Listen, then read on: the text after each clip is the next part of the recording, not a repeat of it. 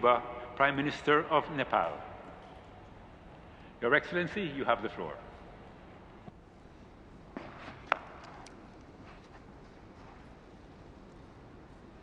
Mr. President, Excellencies, Nepal remains firmly committed to the implementation of Paris Agreement.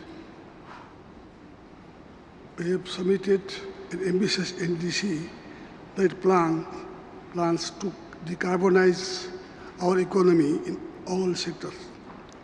Nepal aims to reach a net zero emission by 2045, will ensure that 15% of our total energy demand is supplied from clean energy sources and maintains 45% of our country under forest cover by 2030.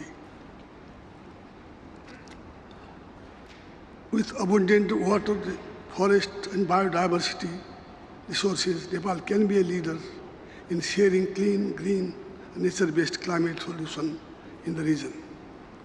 With temperature rising higher than the global average, glaciers are receding, snowfall is decreasing, and permafrost is melting in the Himalayan region.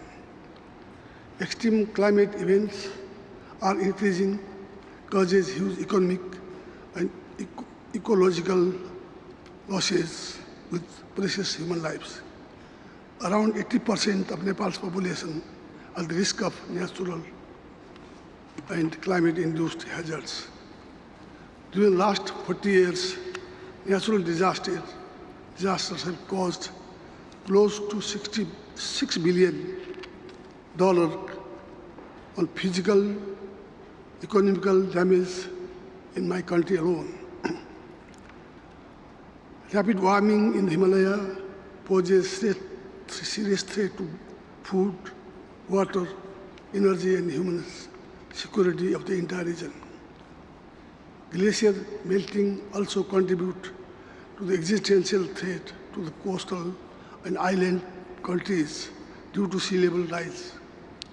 I therefore urge world leaders to recognize specific climate vulnerability in high mountains and accord to high priority to the mountain agenda in all climate-related negotiations. Keeping the global temperature below 1.5 centigrade is vital for mountain people. It is an issue of our survival to raise awareness on the climate crisis in the Himalaya. My government will host Sagarmatha Samvad dialogue named after Mount Everest. Nepal is an LDC country is making sincere efforts to balance our development and climate actions.